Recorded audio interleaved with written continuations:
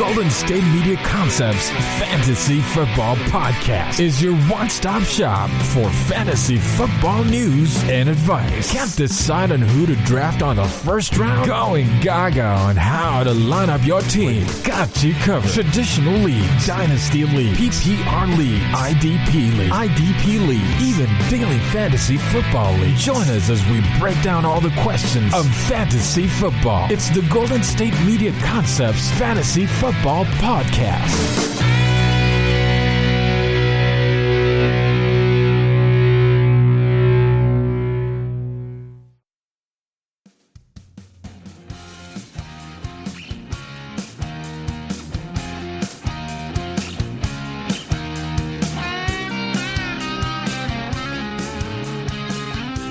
Hello and welcome to the GSMC Fantasy Football Podcast on the GSMC Podcast Network.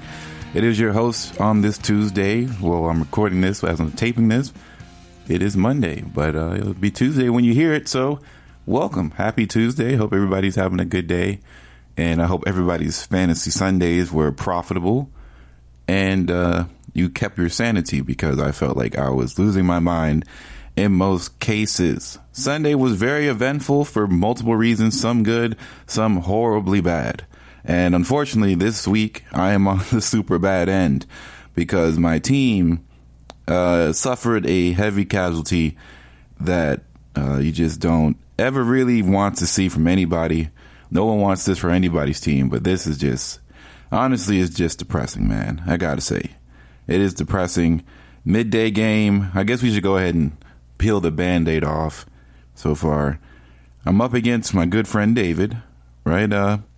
He is projected to get 89.3 points as of Monday morning. He does have the Buffalo defense ready and locked and loaded. He got 11 points from Mr. Sly, Joey Sly from Carolina as a kicker. So he got bailed out there. He does need his defense to play on Tuesday against Tennessee. Devontae Parker came in with 13 great points. Zach Ertz had a 1.6. He had CeeDee Lamb, who had 8 receptions for 124 yards. He had Deontay Johnson starting again, and unfortunately another injury to him. 1 reception for -2 yards, so that's nothing, unfortunately, for him.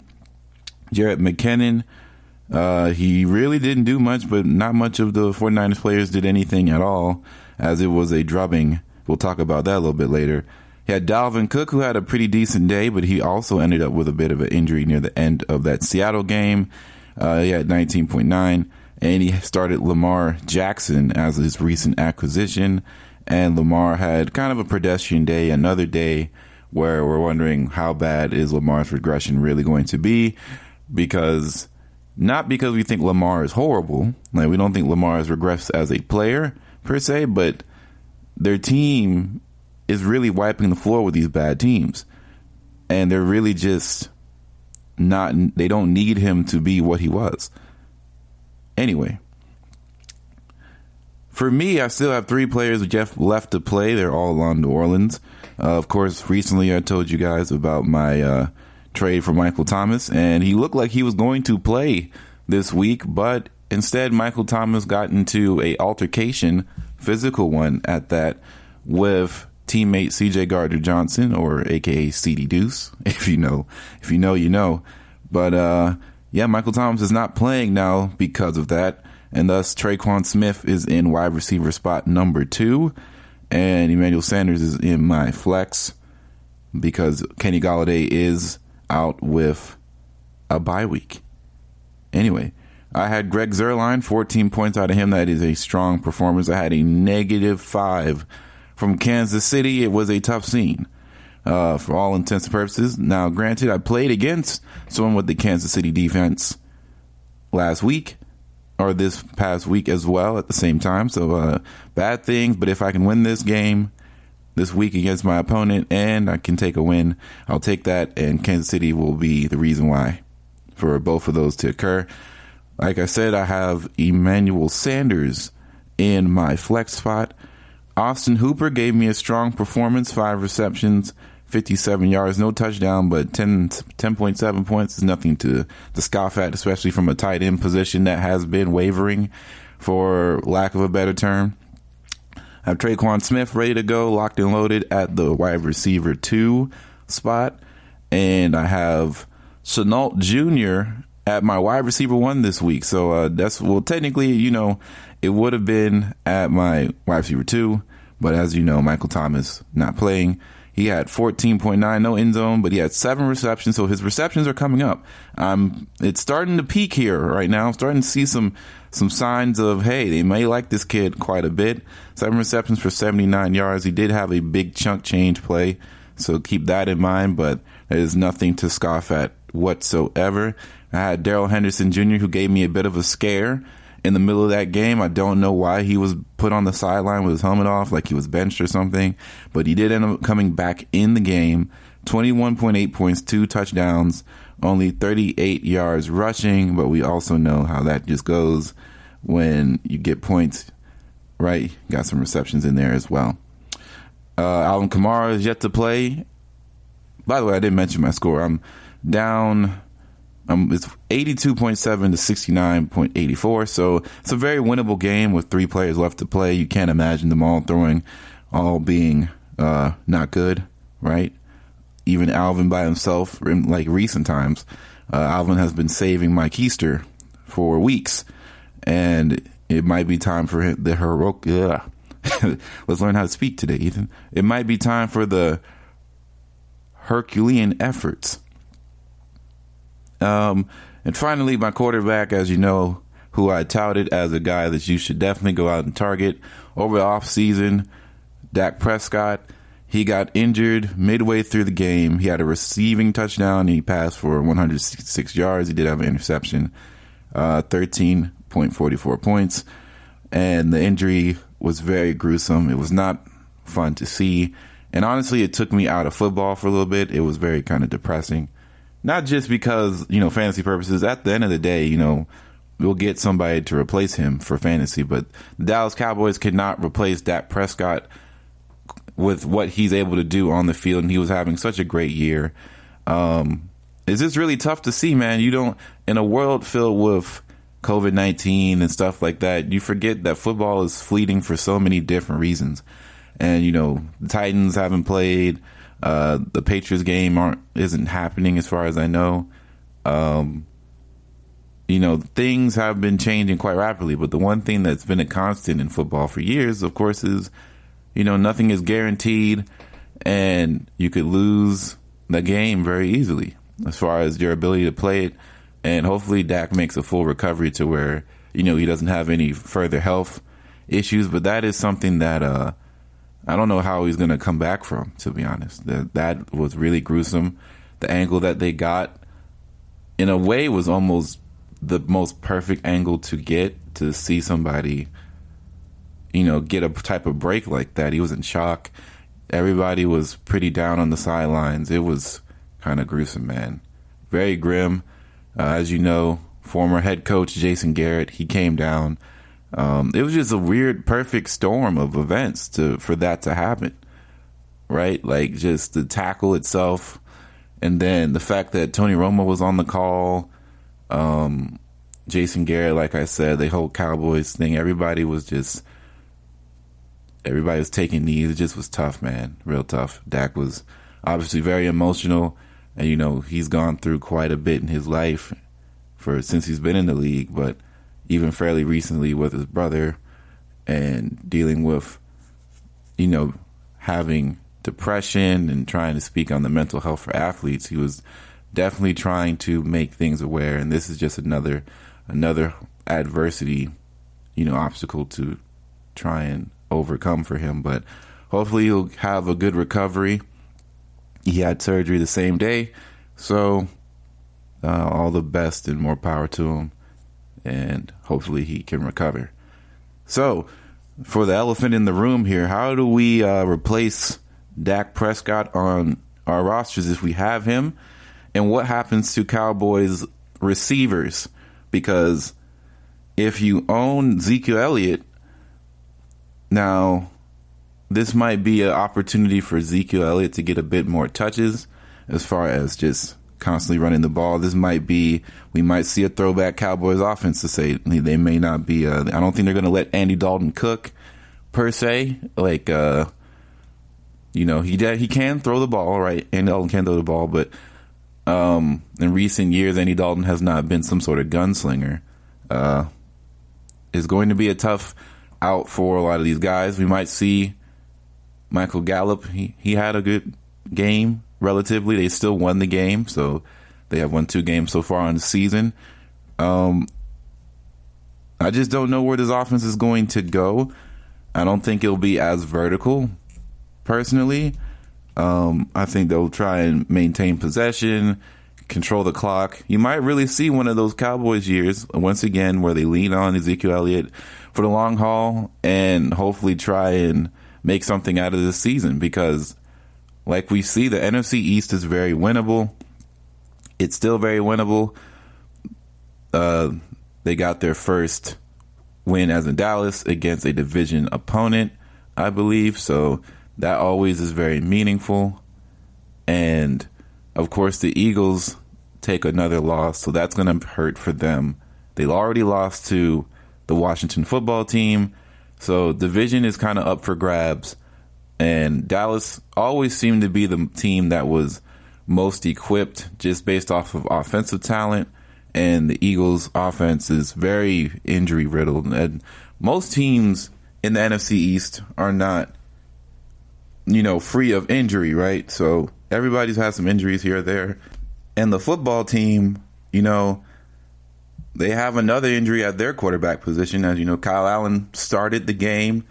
Dwayne Haskins was benched for one, essentially. He was taken out of the starting lineup, and then he had an illness, not COVID related, to where he didn't travel with the team. And now Kyle Allen has an injury, and they've had to put in Alex Smith, which was a great story. It's kind of ridiculous how the chain of events that happened today ended up occurring. Alex Smith recovering from an injury, 17 surgeries. No one thought he would play football again. People were scared if he had to come in the game. People were worried that he wouldn't be able to hold up, and they just didn't want to even see him play. The fact that he's walking, some people say, is, a miracle in itself. But he did end up playing. It wasn't great. Washington definitely lost really bad. And, we just have to see what exactly is going to come out of that situation. But the Haskins thing is very concerning. I don't know if this is just trying to, get a rise out of Haskins, trying to get the most out of him, one of those coaching things, or maybe they're really just done with him now, which would be kind of crazy. But yeah, it's weird because Alex Smith, of course, he comes back. It's like the Phoenix Rising, and then the whole idea of a phoenix is that it falls and it rises, and unfortunately the Phoenix fell in Dallas this week. So let's continue on here, right? How do we replace Dak Prescott? Well, you're not going to replace his production, I don't believe. That is number one. His production, as far as I can see, is not going to be replaceable unless somehow you're able to get off a Russell Wilson trade or a Patrick Mahomes trade. That's it. That is it. We are in bad times if you own Dak Prescott. It's not great, right? So from his 2020 game log, from week 2 on, 39, 27, 37. That's it's just honestly, he was balling out. He was having excellent time. And this is without him really rushing the ball as much. I mean, in Atlanta, he had 3 rushing touchdowns, but, he's not running to pick up yardage or anything like that. He was just doing his thing. So the only real options you have here is the free option, which would be to go to waivers. If you're in if you have a waiver budget auction thing going on, you might have to, go into the pockets a little bit deeply to go get Andy Dalton, the immediate replacement for Dak Prescott, or, that seems to be the way I would assume that would have to go for most people, if you're not in a waiver budget auction situation, you may want to just claim the waiver anyway, like immediately claim the waiver. Unless there's somebody in a worse situation quarterback-wise, I don't see many people having to go get him. But if somebody does go get him because they're grime and they're going to try and make you trade for him, just trade for somebody else. I'm not going to sit here and tell you to beg and plead somebody to just trade you a quarterback because, you know, a lot of people are walking, at least in my leagues, are rocking 2 quarterbacks right now because they wanted to have their replacement ready to go so they wouldn't have to drop a player they felt important. So that is definitely the case in most ways, but you know, try and ask around, see if somebody will cut you a deal, and hopefully they don't try to grime you. But we're going to take our first break and then come back, and we're going to continue on what happened in Week 5 as it was an eventful one. This is the GSMC. We'll be right back.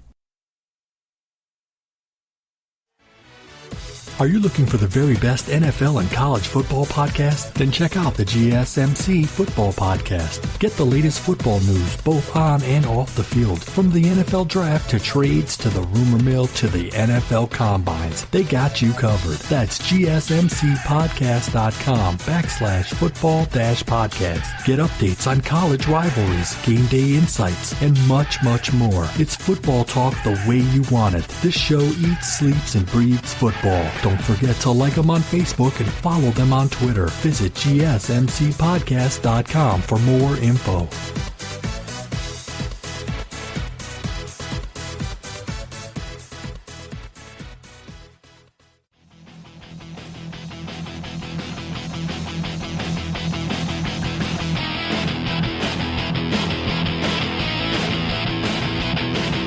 All right, GSMC fantasy football listeners, we are back.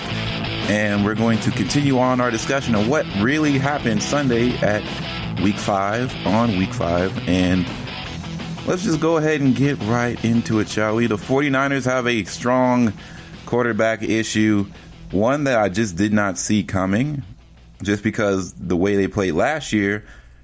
You know, they didn't really need quarterback heroics by any means, but they got shown up and beat down by the Miami Dolphins. Ryan Fitzpatrick, you know, Fitzmagic, he came to play. Devontae Parker and Preston Williams, especially, who was on my bench with 20 points. Hopefully I don't regret having him on my bench. You know, typically I don't regret when somebody on my bench does something really powerful because, you know, if they didn't show you that that was what they were capable of in the beginning, you know, you can't really blame yourself at the end. So that's what I try to do. But the 49ers have a bad quarterback issue. You know, they had C.J. Beathard in there after they benched their quarterback, starting quarterback, Jimmy Garoppolo, who came back after injury, and he was not good. Jimmy Garoppolo was missing throws. He threw a couple interceptions, and he was pulled. And I think we've seen so far only one team that's able to pull a starting quarterback and find success, and that's the Chicago Bears, because they keep doing it year after year.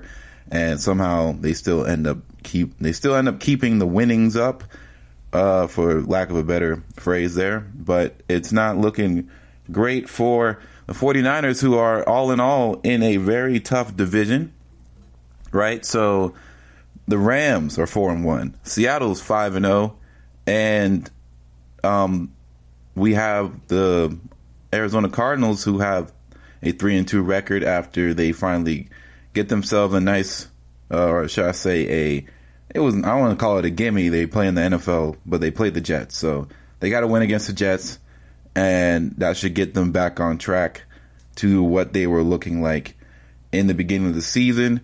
Real quick on Arizona, right? DeAndre kind of returned back to form. He did have a big touchdown that helped him out because he wasn't scoring that much.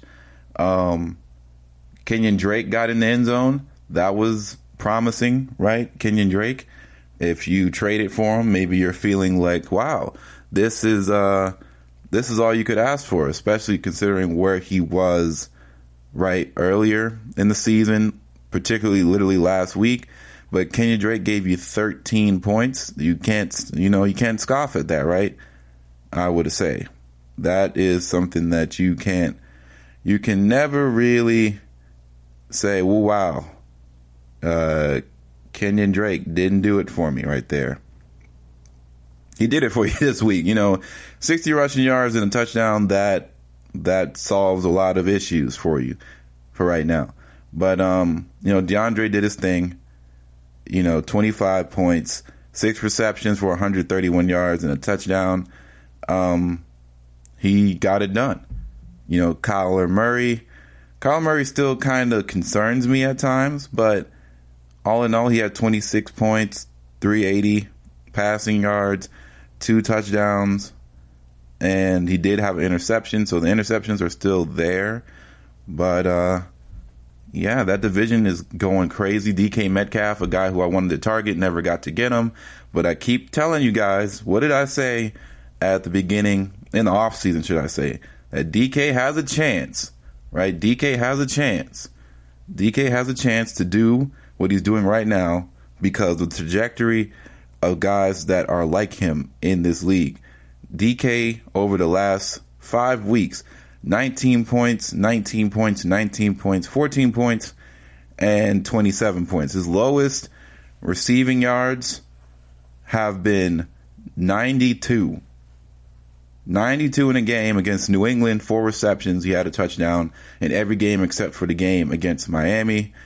And he had his most receptions against Minnesota in week 5. The dude is a beast. He is a red zone threat. He's a deep threat. He is an animal. And, just about 600 yards on the year, he is tearing it up. Right? He is legit tearing it up. So, patting myself on the back on that one. DK Metcalf is a guy who is really exceeding the value that he was probably drafted at right now. So, congratulations if you ended up getting DK Metcalf. And it's also very strange because we have a Tyler Locket thing going on where I don't know if they're just taking him out of the game as far as his ability to, or he's just one of those guys who, because he's a deep threat, it's going to be a bit tougher for him to get what he has been getting before, because it looks like DK is really emerging as the guy in that offense. Tyler Lockett, only 4 receptions for 44 yards. It's been a tough few games for him, especially last week's game. It was not it's not pretty. And of course the Rams are finding ways to just get wins, man. They look really strong. Their defense looks very strong. Aaron Donald is an MVP candidate. Let me repeat. Aaron Donald is an MVP candidate. No debate there. No question marks. No wondering why I just said that. He is an animal. And the Rams look like they're doing what they've been doing. They've run the ball very well. Their offensive line looks healthy and really good. And they get in the play action game. They get in the short passing game. They know what they like to do. And they're a team that was built to win last year. They had some injuries, and it was just strange. The offensive line literally fell apart last year, and thus you get a record that you saw, right? They weren't horrible. They didn't go like 5-11. They went 7-9. So it wasn't like they weren't competitive in most games. It just was kind of up and down. And now we're seeing what they're capable of when they are healthy, which is a 4-1 team. And you could argue that they could be 5-0 if they weren't a bad call. But I'm not going to sit here and talk about calls in the 49ers, if you know what I'm saying.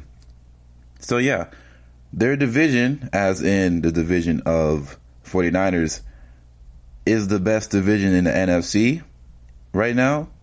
I don't think that's not fair to say. And it's going to be an uphill climb from here because eventually they're going to have to start playing division opponents, and they already did, and they took a loss to Arizona, so that's not good. Moving on, I guess we should go ahead and get right into it. The Falcons are 0-5, and they have fired Thomas Dimitroff, and they have fired Dan Quinn. Dan Quinn's firing news came probably 10 minutes after the game ended. It just was not made official. Of course, the official announcement should come Monday or Tuesday.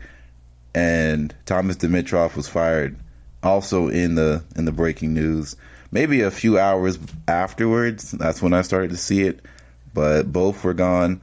Side note, Thomas Dimitroff, low-key looks like Tony Stark. Very interesting thing right there. But, yeah, the Falcons, 0-5. What do they do now? What happens to their team? How do they play? I think Derek Cutter is the interim coach, but I haven't heard what the official announcement is. I'm sure it'll come out sooner rather than later when they make the official announcement of the firings. But that's where the Falcons are. I don't want to say we. I don't support that team personally. But, it's been a long road for Dan Quinn. Out of his, I believe, 6 seasons with the Falcons, he hasn't had more than 2 seasons where he doesn't have a losing streak in it. Of course, the Super Bowl run, and then he had another run where he made the playoffs. But this was kind of the writing on the wall. I didn't know if it would happen this week, but I guess because they lost to a divisional opponent, it was kind of a long time coming anyway. It didn't seem like Arthur Blank had any, malice in his heart or anything like that, who wanted I just don't understand. I don't know why it took so long, man. I can't hold back. I don't know why it took so long. It had to happen. I know that people like Dan Quinn, and that's the biggest thing why his job was secure for so long. But all in all, man, it just was a tough scene. And I'm also really wondering what his coaching, pedigree, where that's at now, because of the 28-3 and then the recent games. I mean, recency bias plays in a whole lot of things, as when coaches get fired or get rehired, right? Of course, we saw Jason Garrett get a offensive coordinator job after the Dallas firing, but I don't know what happens to Dan Quinn, because the biggest thing that Dan Quinn got brought in, he came from the Legion of Boom years. He came with the cover 3 defense and all that. He brought that to Atlanta. And for the most part, it has never panned out for them. They tried to replicate Seattle's Legion of Boom type of play style, and it's just too difficult. People dot up zone all the time, all day. And when you don't have a pass rush, when you draft a guy in Vic Beasley and it doesn't work out, things like that happen, right? You will lose a couple games here or there that you're not supposed to. And I think that's the biggest thing. There's one thing to be kind of like middling and not as strong as the strongest teams, but you got to win the games you're supposed to. And they did not win the games they were supposed to twice in back-to-back weeks. And then they put up a really bad performance against Green Bay on a national stage. And then they lose to the Carolina Panthers. It's just too bad, right? He started off 1-4 last year. He starts off 0-5 this year. It just seems like this was the move that was going to have to come anyway. So, with that said, what happens? Julio's still hurt. So, we talked about it last week that if you were looking to trade for Julio, you may want to hold off, because we really just don't know what this Falcons team is going to look like. Calvin Ridley has presumably cooled off, right? I would say. And it has almost been a bit, well, let's remind ourselves. He's cooled off, but not in the sense of his numbers last week, right? He had 8 receptions for 136 yards. He had a couple drops, but that game, I wouldn't call it garbage time, but it was a bit of, he would get catches, but they weren't meaningful. So meaningful plays, he just wasn't there. He's just getting numbers. Of course, he did nothing in the Green Bay game, so he made up for that, I suppose. Chicago, 16 points. Dallas, garbage time. Seattle, garbage time. Right? So that's worked for fantasy-wise, but for team-wise, there's no impact players. Right now, I would say Todd Gurley had his best game in like 2 years last week, and it just didn't feel like it mattered at the end of the day. But I will say the prospect of them running the ball in a situation like this seems to favor someone Todd Gurley's or Mr. Hill very well. So that will be something to monitor if you are having Falcons players. I picked up Hayden Hurst on a whim in one of my leagues because I needed to replace a hurt Jordan Atkins. He didn't do really anything. Matt Ryan missed Hurst all day yesterday. It was actually painful. But yeah, man, the Falcons let him go. You just have to wonder what's going to happen to the rest of their team. Now, their defense is banged up, and it hasn't been that great. They have a lot of young guys in different positions. It's going to be just an uphill battle. But I will say there's optimism to be here. I don't think the Falcons are this bad. I think they've been – a lot of things have to deal with the culture around you. And for all intents and purposes, I think the culture was good in Atlanta as far as, like, coaching. Like, everybody seemed to like Dan Quinn. It didn't seem like they wanted a coaching change out, at least what they showcased to the media and how people talk about Dan Quinn. I don't think it was people were wanting a change because they don't like Dan Quinn. It was just the situation at hand. And at the end of the day, a lot of people need the idea of a culture change is just visual. If you see Dan Quinn, you know what you're seeing. 28-3, you have the whole nine. Some people are saying that for Matt Ryan too. That's why some people say if the Falcons, keep losing this bad, they might be in the Trevor Lawrence race, which I think is foolishness. But that's the vision board right now. That's their reality, and I don't think much will change it until later on down the season. I think NFL is a war of attrition, and if they can figure some stuff out like they did last year and put some drives together, put some wins together, because in reality they should have 2 wins.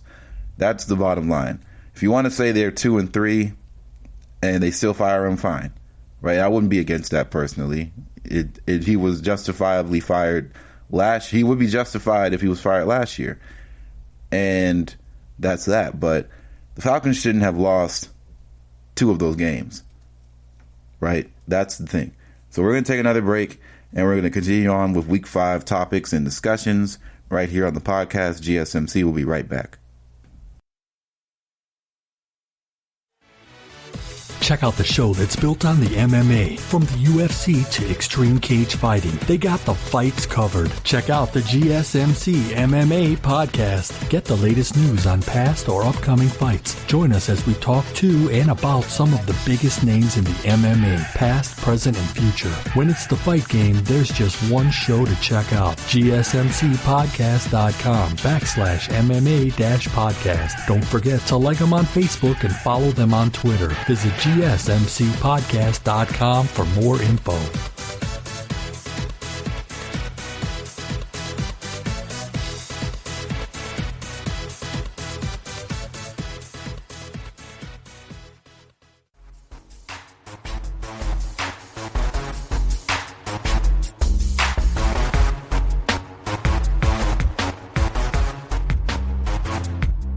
All right, we're back. GSMC Fantasy Football Nation, and quick shout out to the LA Lakers and LeBron, champions.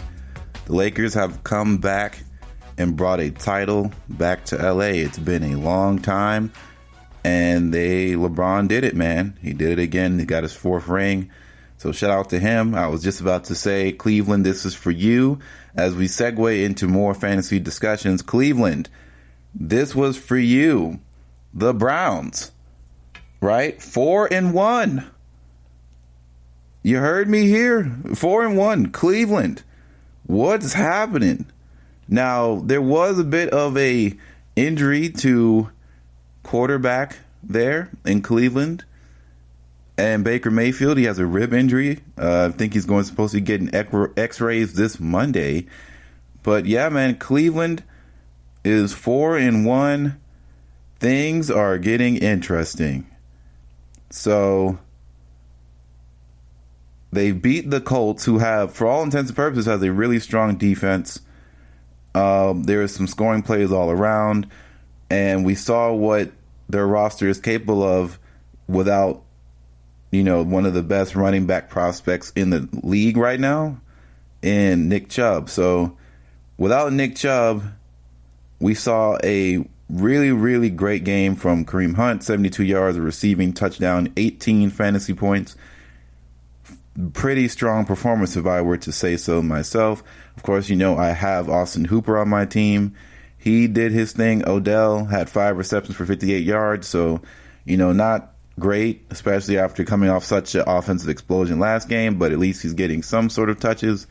But that's not what you really want from an Odell type of player. But this is what the reality is for that team anyway. I believe Jarvis had a really good game in of his own right. So, yeah, Jarvis Landry had 4 receptions for 88 yards, no touchdown, but that's fine. They run the ball quite a lot, and I think that's the biggest thing. Kareem Hunt's value is going to do nothing but go up, and that is to be the case for majority of the time. Cleveland is in a interesting position, man. So, Cleveland is 4-1. I just have to get used to saying that, right? Cleveland is 4-1 on the year. They have games coming up against the Steelers and the Bengals and the Raiders.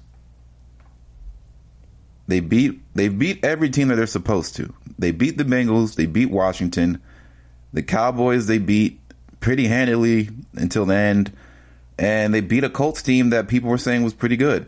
The Steelers is going to be a real test, their latest test against a team as strong as the Raiders. As strong as the Ravens potentially. And they play the Bengals again. We know where the Bengals are at as a football team. We don't have to talk about it. And I keep saying this.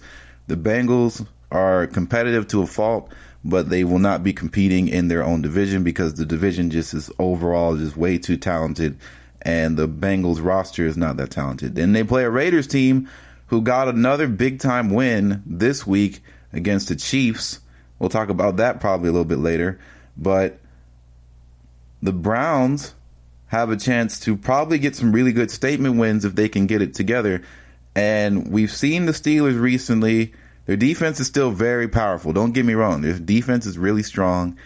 But we've seen teams be able to put up some points against them because overall your defense can be very strong. But let's keep in mind that offenses are just so advanced now. You can't always just have stifling defense. I think the idea of having a stifling defense in this year's era of NFL is foolishness. You just have to be able to get timely stops. You have to be able to get timely turnovers because you can be really good on first and second down, but if you can't get people off the field on third down, you're just going to have a bad time. And if you can't get turnovers, you're just going to continue to have drives where you just are trying to hopefully stop people from getting field goals. And it's just really tough to stop some of these offenses, especially the way people play, spread out their receivers, all the weapons that are coming across the league and all that. But the Browns have a really strong opportunity here. But if Baker Mayfield is not going to be able to go with a potentially broken rib, that is going to be something that can really hinder them, right? That wouldn't be great. But they have Case Keenum, who has won some games. I don't think anybody's starting Baker Mayfield as a quarterback in many leagues. Maybe if you're like super deep, but other than that, just got to keep it pushing, man. You just got to figure something out. And yeah, man, the Browns are 4-1. I just got to keep saying that. They are, teams are changing. Fantasy teams, real life teams, things are changing. And that means we got to talk about what are the prospects of coach firing. Once again, we've had 2 go in the last 2 weeks. And, they were both in the top 5 of the coach firing rankings, as I would see them. Maybe not the first 2 I would have thought would have went. Well, maybe Dan Quinn was tied for first for a long time. Adam Gase seemingly is going to stay the head coach there for the remainder of the season, but I'm pretty sure he's just a dead man walking. I wouldn't be surprised if he goes next week, right? Maybe they just feel like since Dan Quinn was not able to keep his job, maybe they can fire their head coach. How worse can it get, right? Is maybe the thought process. Speaking of the Jets, Le'Veon had his first game back. He had 7 points fantasy-wise. That team is just abysmal, man. It's just tough. Was it Jamison Crowder who had a decent performance last week? I don't remember off the top of my head. We'll get the statistical guys on that. We'll get our research team on that. Side note, our research team is me. I am the research team. But, yeah, man, the Jets are just not great. The Giants, they're not great either. But Dallas's defense is horrific.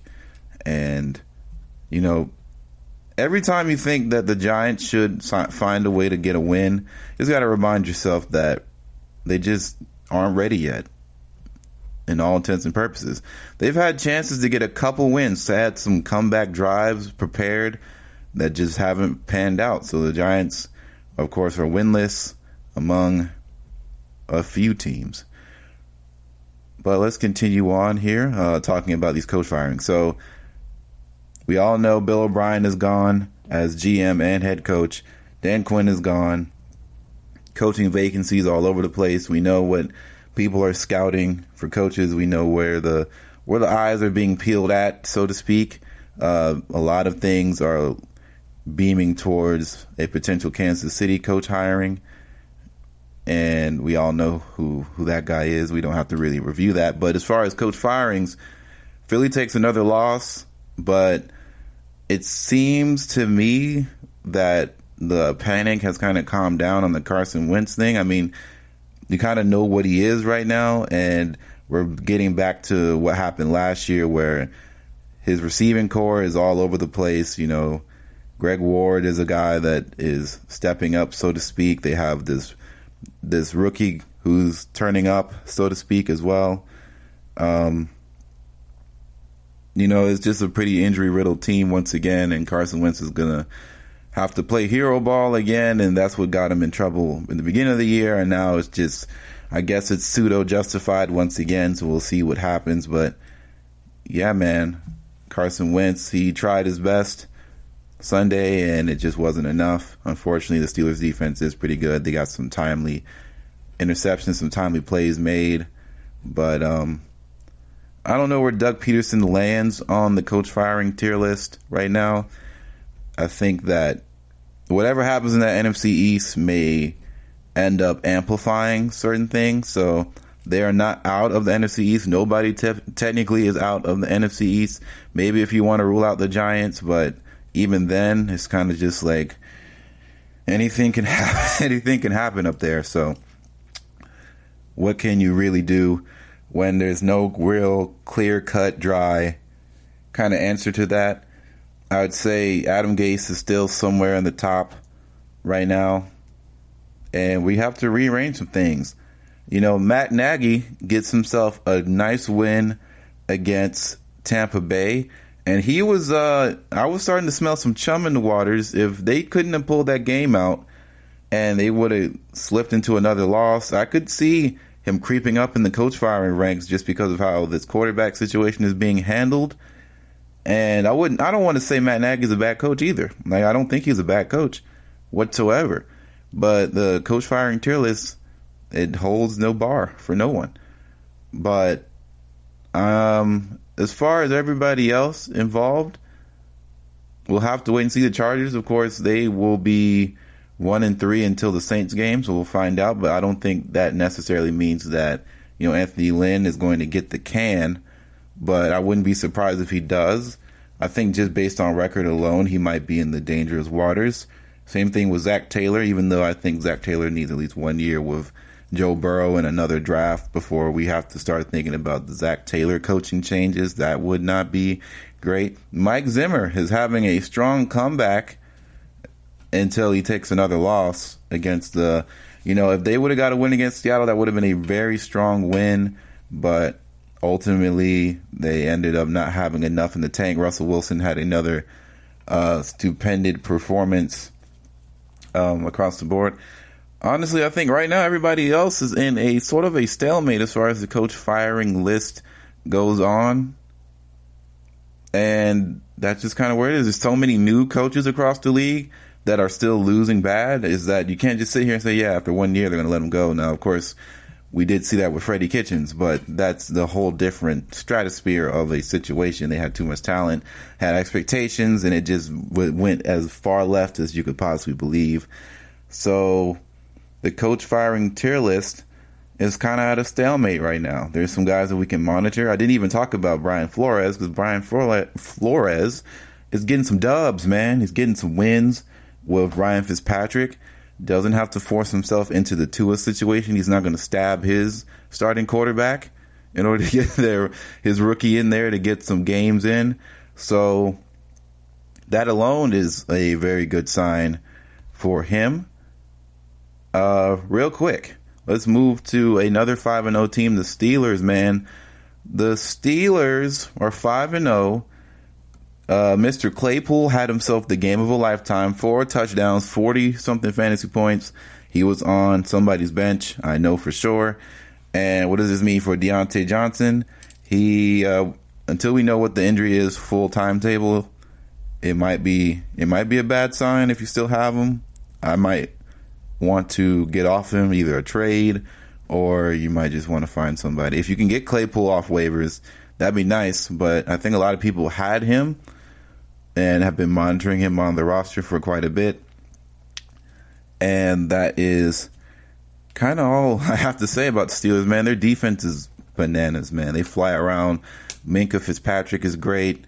You know, TJ Watt is looking as strong as he could be. Like, this is just...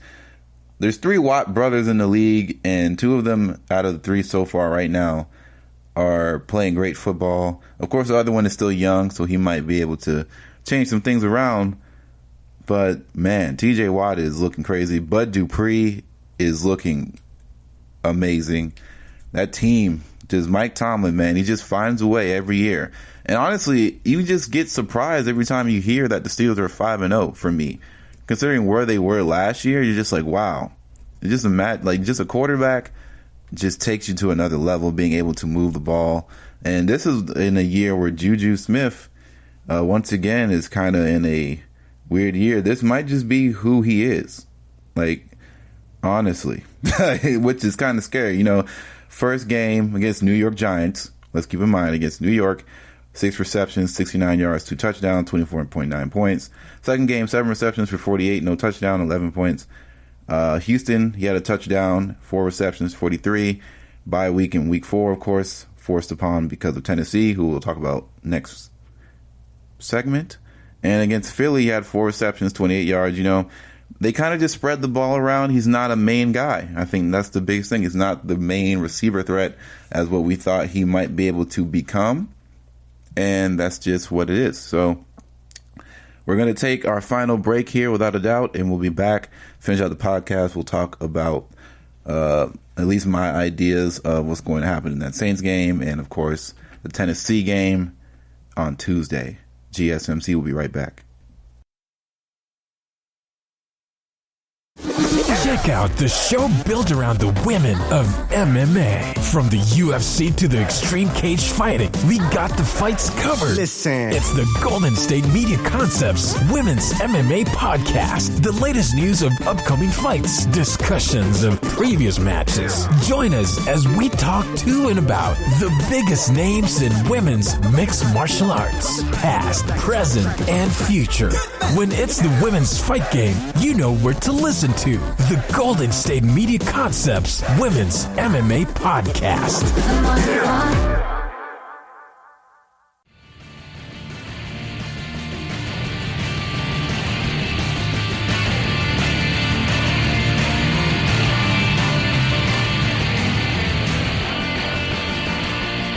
All right, we're back for the final segment, GSMC Fantasy Football Podcast. I hope everybody's still rocking with me.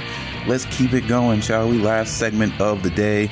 And we're just going to go over some games, as most things have kind of teetered and changed a bit. Also, side note, just to, I guess, talk about my little team situation right here. I got to give some shout outs for keeping me in the game, man. I was getting real worried about Miles Sanders. I was getting real worried about Josh Jacobs. But they came through when I needed them most. Now, it's very possible that I'm going to still lose my game this week, as I am down 96-86, and he still has Will Lutz to play, and I have Stephon Diggs left to play, and the Buffalo defense, mind you. But that's where we're at right now. Shout out to DK because he did his thing for his team. I had Russell Wilson, so every time Russell Wilson did something for DK, DK also ate off of Russell Wilson. It's one of those situations where you just wish you weren't playing up against the same people. Justin Jefferson had a pedestrian day. He kind of came back down to earth a bit. But anyway, shout out to Josh Jacobs and Miles Sanders. They really held me down. Russell Wilson does his thing once again. And Amari Cooper, unfortunately, had a really lackluster performance. But I don't really necessarily blame him. Dude had Deontay Johnson on his team. Rest in peace to that. He had Daryl Henderson Jr., which hurt me because I also have him in another league. That's the worst. He had George Kittle, which was probably the reason why I'm still in this game, is that George Kittle had a bad performance. He had Kansas City defense, who had a -1 in this league. I had a -5. Scoring settings, I guess, is different.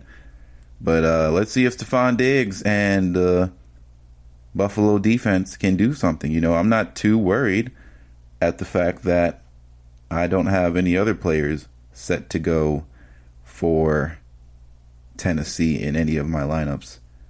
So let's go Buffalo. And that will segue into the Buffalo discussion. This will be Tennessee's first game in 2 weeks. They have not played organized football, so to speak. They've had some controversy things happen as they were practicing in limited formats when they were advised not to by the league. No punishment from the league office as far as I know right now, but of course that may change later on. But Tennessee did recently have a test positive coach, I believe Sunday morning or Saturday evening, so I think that is exactly why it was pushed back to Tuesday. Buffalo is on a nice little run here. It would be nice for them to continue on for their division's sake, because the Patriots are also dealing with some COVID-19 issues in their own right. So any way to get a leg up on the division and keep going and keeping the win going. And don't sleep, man. I'm not sitting here and saying Miami's a sleeper team or anything like that. That's a little bit premature, but, you know, games matter. And Miami's starting to put some wins together. And any amount of wins can really help you out at the end of the tunnel. Their defense in Buffalo is for real, especially if they get you from behind. They can just start sending the pass rush after you, and it can get really, really, really good at times. Now, last year, let's remind ourselves that their pass defense was incredible. Their rushing defense was pretty bad. If we go ahead and look at Buffalo's statistics real quick, Buffalo has found their way to kind of limit some things, and that helps when you convert a lot of points and stuff like that. They're not in... What helps your rush defense the most is when your offense can score points, because that takes people out of their normal game script. They're not running the ball as much. They have to throw to compete and get back in the game. So that helps you do that. That's complementary football in the opposite sense, right? People usually say complementary football when your defense plays well. It makes it easier on your offense. When your offense plays well, it definitely makes it easier and a little bit more, it makes it safer to predict what's happening on the field for your defense. And Buffalo's defense is very strong, even though they have had some injuries in the linebacker core. They are still figuring some things out. Josh Allen, this would be a really good game. It'll be on people. Everybody will be watching because it's Tuesday, so everybody gets to see what Josh Allen is capable of. Even though we've been seeing it for the majority of the first quarter of the season, he has been spectacular. Stephon Diggs has been as advertised. Delvin Singletary looks really good and healthy, which is strong. John Brown is as a deep threat. He was already really good last year, and now because he has somebody on the opposite side of him, it helps him become even better. And, you know, their tight end core is pretty solid, you know, good red zone threats. But we all know what happens in the red zone. It's Josh Allen time. So Josh Allen gets in the red zone. He likes to look to take it in himself. and that's just kind of where his MO has been for majority of his career, and that hasn't really changed. That's what makes him one of the best quarterback options in fantasy football to this day. So, Tennessee haven't played in 2 weeks. The whole idea that Derrick Henry gets stronger as the season goes along is a funny realization, but he has not played in 2 weeks. So hopefully he'll have fresh legs and be able to run strong. Now, this will be a good stress test, even though their offensive line is not the greatest right now, as injuries are kind of all over the place. But, this will be a good test for Buffalo's run defense, because we all know what Tennessee likes to do. They're going to feed Derrick Henry about 25 times, and that is what they're going to try and do. I believe A.J. Brown should be healthy to play. I don't believe he's a scratch right now. Corey Davis has had the best start of his career since ever. Like, he came in the league and people thought that he would not pan out because he did not know how to play wide receiver. When you hear something like that, that is very concerning. I would have to say, if it was just me, I would be very concerned if I hear somebody claim that, yeah, we kind of had to teach him how to play wide receiver a bit. We've heard things like this beforehand, but A.J. Brown, he only played one game so far, and he had 5 receptions for 39. If he comes back, that will definitely help his case. He is expected to return after the knee injury, so A.J. Brown should be good to go, and that will help Ryan Tannehill and the lot in their offensive capabilities. It's up to that defense if they can actually stop them from running amok. And let's just get over this New Orleans thing real quick. You know what I have to do. So, the Chargers, I believe, are 12th in receiving yards as far as giving up the most. They are 12th most receiving yards are given up in the league through 4 weeks. That could be very helpful for a Saints team that is starting to find their stride in the passing game. We know what they can do with Alvin Kamara. We know what Latavius Murray has been for them this whole season. That's very helpful. Their run game has been very strong, and I believe they're going to continue to try and lean on it, especially in the very beginning of the game, and try to wear down that Chargers front seven, because when they get going, they can definitely cause some havoc, and they're athletic, even though they are Chargers and injuries, man. Name a better combination. But injuries aside, the Chargers team plays hard, and Justin Herbert can definitely sling the football. So that secondary is going to need to be ready to go. Marshawn Lattimore seems to be ready to play.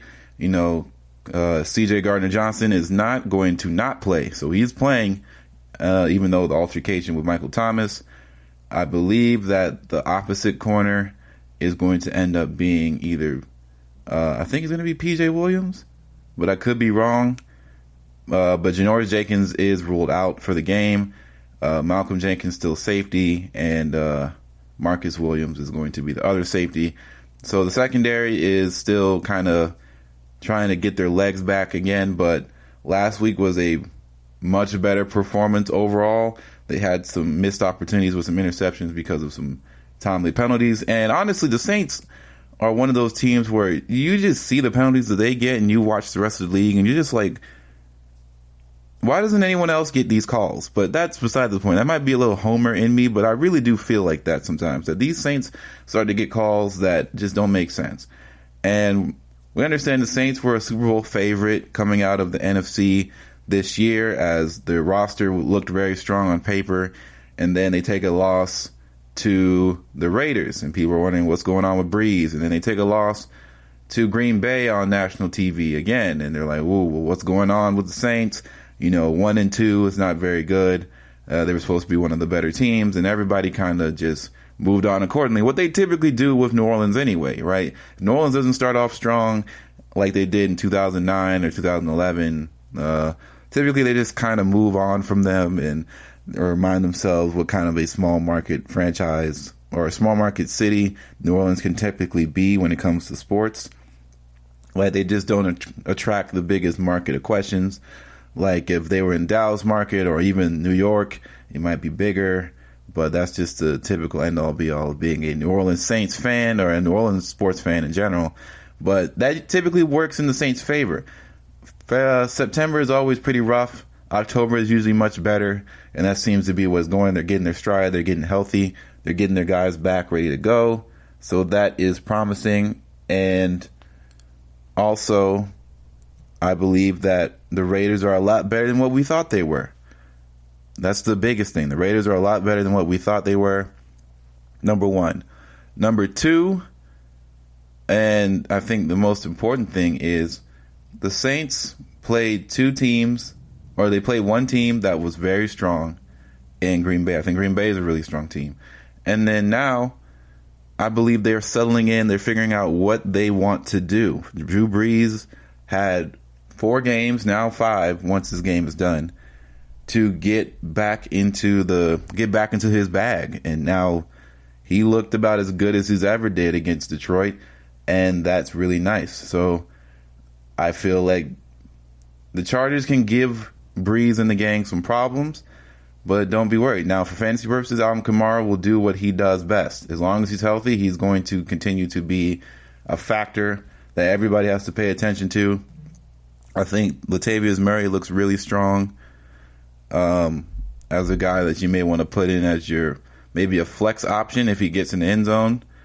And I think that Tre'Quan Smith has kind of risen to the expectations of, or he's kind of exceeded what most people thought he would be. And, you know, I think if he can get like 5 receptions like he has been, that's strong for Tre'Quan Smith. And Drew Brees and Emmanuel Sanders have been figuring some things out as well. So I think the Saints will be fine. I think they pull out the win here. But I'm not going to sit here and say it's going to be an easy one. I think the Saints are going to have to go out and earn it because the Chargers fight. Granted, they don't have Austin Eckler, so that's a big loss. But I'm been a big proponent of the idea that unless you are like complete megastar, and even then that might be a little bit of a stretch because even with Christian McCaffrey, the Panthers look even better. I'm not going to sit here and say that they can't be better with Christian McCaffrey in the lineup. They give him more looks. But, you know, I don't think Joshua Kelly and Austin Eckler, even though they're different players, don't be surprised if it seems like Joshua Kelly is a strong running back choice to have when you don't have Austin Eckler in the game anymore because he is out with a ankle. It is going to be an extended amount of weeks that he is going to be missing the field, but that is the reality of the situation for them. So I'm taking Buffalo and I'm taking New Orleans. I know, kind of going chalk, but that is what is definitely my feelings, and that's our podcast for this week, man. I hope everybody is going to continue on to stay strong here. If you have Dak, stay strong. You'll make it through. I'm going to try and do my best to give you guys the best ideas and the best maneuvers to try and navigate the rest of this fantasy season. And without a doubt, that's the GSMC Fantasy Football Podcast for this Tuesday. Please rate, review, subscribe. Everything helps. Don't forget to follow us on our social media. Hit us up, GSMC Fantasy Football on Facebook and Twitter. I'll see you guys Friday, man. So we'll know the results of these 2 games. We'll know the result of the Thursday night game, supposedly, as long as nothing else crazy happens in the league. So I'll see you all guys Friday. Peace out. You've been listening to the Golden State Media Concepts Fantasy Football Podcast, part of the Golden State Media Concepts Podcast Network. You can find this show and others like it at www.gsmcpodcast.com. Download our podcast on iTunes, Stitcher, SoundCloud, and Google Play. Just type in GSMC to find all the shows from the Golden State Media Concepts Podcast Network, from movies to music, from sports to entertainment, and even weird news. You can also follow us on Twitter and on Facebook. Thank you, and we hope you have enjoyed today's program.